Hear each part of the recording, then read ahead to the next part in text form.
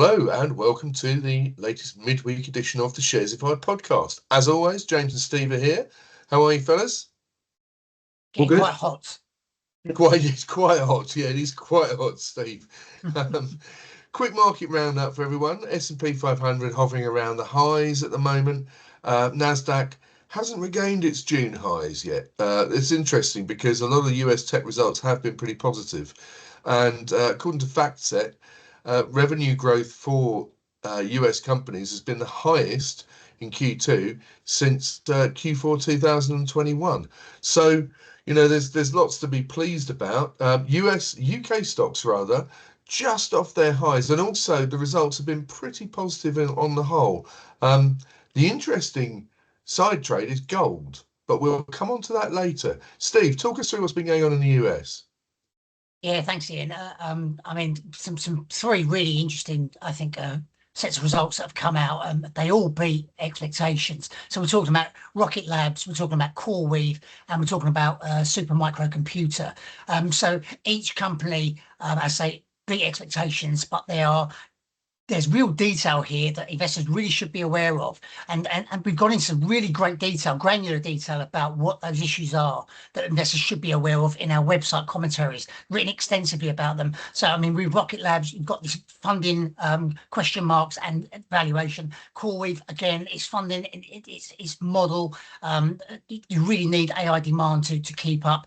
And also with Supermicro, it's very much a question about, are their margins much higher now than they were last quarter or previous quarters? Is this a structural shift, or is this something a bit more temporary? So these kind of granular detail we've gone into, we just simply don't have the time to go into that detail on a podcast, but come to our website, have a look at those pieces. They're free to read, and you'll be a much more informed investor having done so.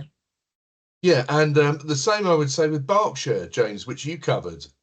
Yeah, absolutely. So Greg Abel, Warren Buffett's successor, finally putting his stamp on Berkshire. So he spent some of that enormous cash pile that sort of Buffett had hoarded over the years, spent it on buybacks of Berkshire and some stock purchases, including Alphabet. So he clearly sees some value in the market, but Berkshire's still sitting on 365 million. So there's still plenty of cash there, and perhaps people are looking to see if another big deal can be done.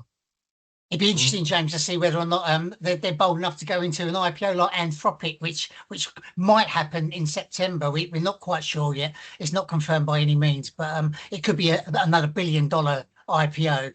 But I mean, some of the growth figures are amazing. I mean, December 2024, 1 billion worth of annualized recurring revenue run rate. By the end of 25, that was up to 9 billion.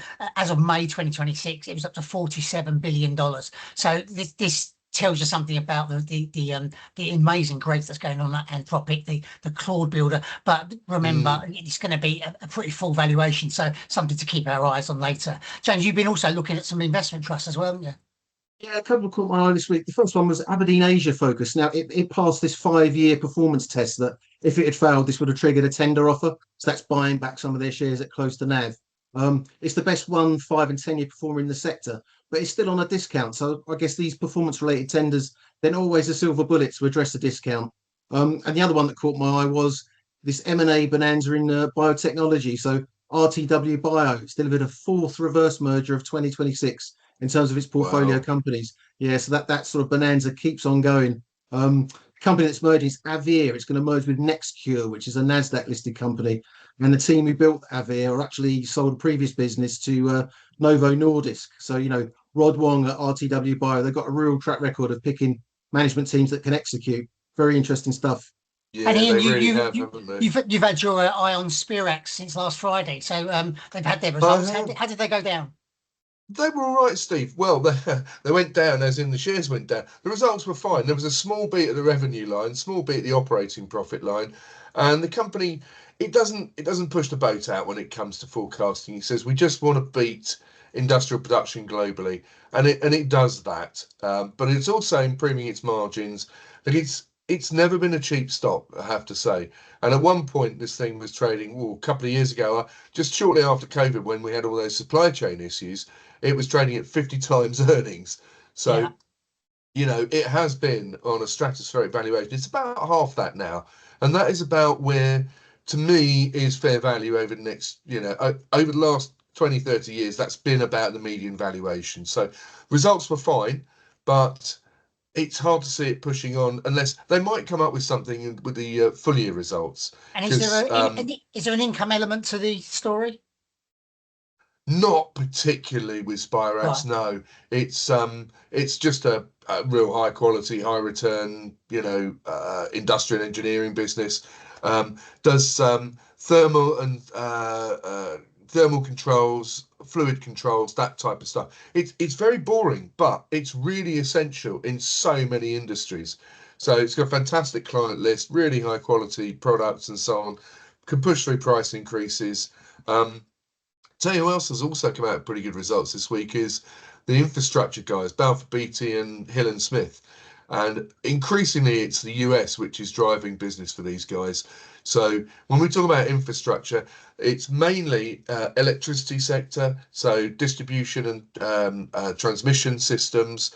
It's airports. So Balfour Beatty's been very big in the airport business and building in new airports in the States. Because of course, transport infrastructure in the States is quite old.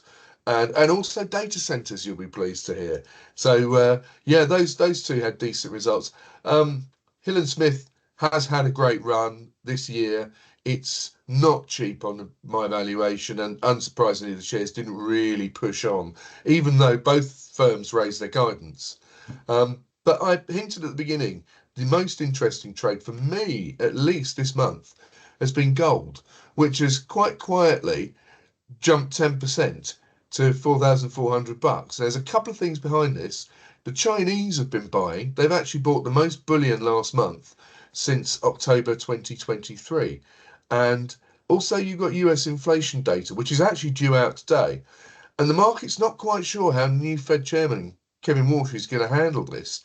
The estimate is a 3.4% rise in July against 3.5% in June. If it's higher than that, I think you might see more buying of gold, put it that way. Yeah. I mean, the gold price now, I mean, it's 4,400 per ounce. I mean, that's way down though on its record levels of earlier in the year, because I think it went over $5,000, didn't it? It did. Per ounce. It did. So it's come back an awful long way, and I guess it's one of those kind of risk-off assets that sit in lots and lots of the portfolios, but you don't necessarily expect it to be very volatile, and yet surprisingly, it has been quite volatile this year. Yeah, it has. Well, it was dead for quite some time, and now it's just this month just started to move. It's had quite a move upwards. So keep an eye on that. What else are we keeping an eye on? James, you've got a couple of names in focus. Yeah, we've got full year results from Tapestry tomorrow. So as we've mentioned before, this is Coach and Kate Spade brands. Analysts will really be looking for some sort of turnaround at Kate Spade, which has performed not that well of late. But it's really a good read into how the kind of whole affordable luxury sector is looking at the moment. And just in the investment trust space, we've got first half results and a portfolio review from Pershing Square. So this is Bill Ackman's, hedge fund, the investment trust way to play it. It'll be interesting to see if he's disclosed any new positions there. Yeah, that is a FTSE 100 share, isn't it? It is indeed, yeah, on a big discount as well.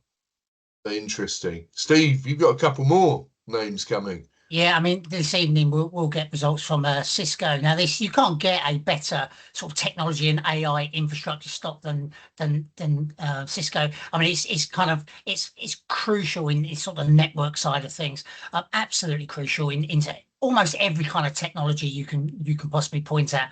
So really interesting to see as a bit of a bellwether for the whole sector. Tomorrow after hours as well, we've got Applied Materials, so very much again AI infrastructure, and also worth looking out for a Dutch company called Adyen. It'll come during the UK trading hours, the European trading hours, but this has been it was a very highly rated stock a few years ago. It's advertising technology that's had a really bumpy ride over the last few years, but it seems to be starting to come back into favour with certain analysts. So something to keep an eye on, perhaps for investors looking for different technology companies that are not just about AI, that are not just US listed.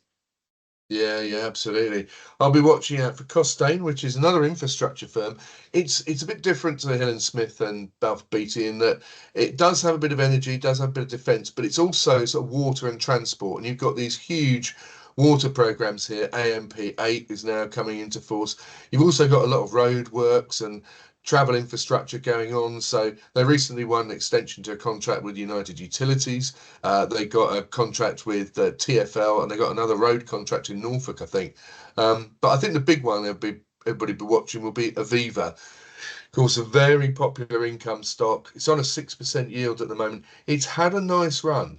Since early June, it's gone up from £6 to £7. So hopefully it does enough to maintain that rating. It's We will interesting see. because I've been noting that several analysts have turned a bit less optimistic about it's one of its peers, Legal & General, recently. Yeah. Now, I don't know. I mean, they're probably very comparable, but I mean, you'd know more about that than I do. So it'd be interesting to see whether analysts come out from Aviva's results feeling a bit kind of as opposed to yay, you know. So that's something perhaps worth comparing and contrasting. Yeah, absolutely, Steve. I mean, I'm a Legal & General holder, and I've been watching that this week. It's had quite a few downgrades. So hopefully Aviva comes out, does the business, and analysts are happy, and we won't see any cuts. But that's about it for us. Yeah, well, before we go, I mean, let's just let listeners know again a little reminder about our Sharesify Wealth and Retirement Show coming up in November. So the 6th of November, it's a Friday, it's an all-day event. It will kick off about 9:30. We're talking to various investment trusts. We've got a whole bunch of people on the panel. We'll be talking about growth in the morning, I think it is, and then in the afternoon session, we'll be talking through a whole bunch of income-based investments. So you'll be able to get a real expert's eye view on those kind of dynamics about long-term savings for growth, for income, etc., etc. So you can get a discounted ticket by putting in the special code podcast. That will get you a 50% discount off. There's a limited number of tickets, so make sure you book early because we wouldn't like to disappoint you guys. Yeah, absolutely. Sign up now. And with that, we'll catch you on Friday. Cheers. Cheerio. Thanks.